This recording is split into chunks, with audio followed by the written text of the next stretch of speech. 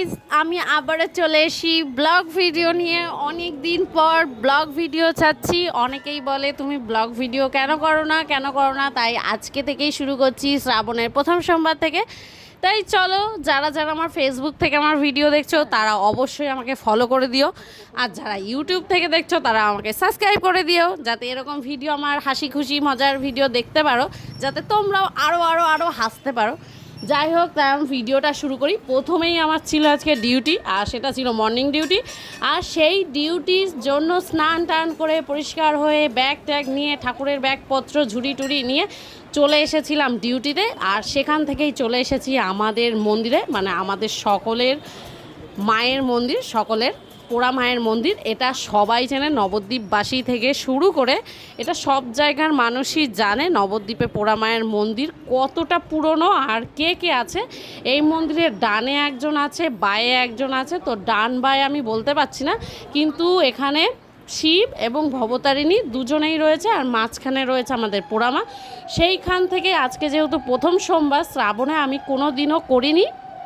বিশেষ করে আমি আজকে একটা টপ কিনেছিলাম দুদিন আগে, সেই টপ আর প্যান্ট পরে আজকে চলে এসেছিলাম পোড়া মায়ের কাছে পুজো দিতে। পোড়া মায়ের ওখানে লাইন থাকার কারণে আমি ভাবলাম প্রথমে শিবের পুজোটাই করিনি, তাই কোনটা আগে কোনটা পরে দিতেই ভুলে গেছিলাম, কারণ ভিডিও একজনকে দিয়ে শ্যুট করাচ্ছিলাম, মানে ক্লিপগুলো তুলছিলাম। আর কার সাথে শ্রাবণের প্রথম সোমবারে এসেছি সেটাও আমার ভিডিওতে দেখতে পারবে, আর লিখেই তো দিয়েছি কার সাথে এসেছিলাম। আর সেই সব নিয়ে আজকের এই ভিডিওটা।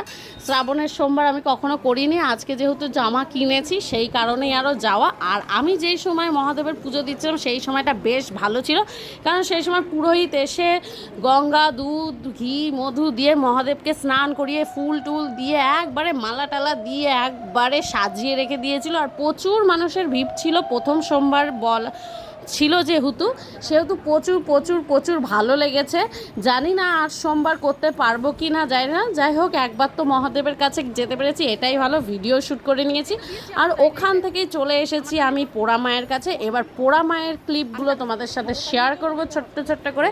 আমাদের এই পোড়া মা অনেক বছরের পুরনো, এই ঠাকুরটাকে খুব একটা দেখা যায় না, ফুলেই ঢাকা থাকে।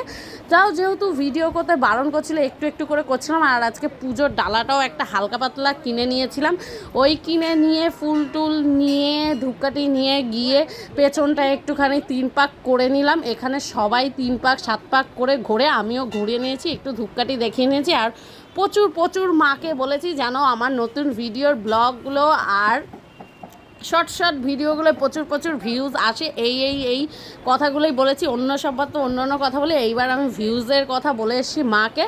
যাই হোক, ওই সব করে মন্দিরটা হালকা করে তোমাদের সাথে ঘুরে নিয়েছি, ভবতারিণী মাকেও দেখে দিয়েছি, আমি মালা দিলাম। এই সব করে টোরে আজকের ভিডিওটা এখানেই শেষ করছি। তাই যারা যারা আমার ফেসবুক থেকে দেখবে আর যারা ইউটিউব থেকে সাবস্ক্রাইব আর ফলো করো।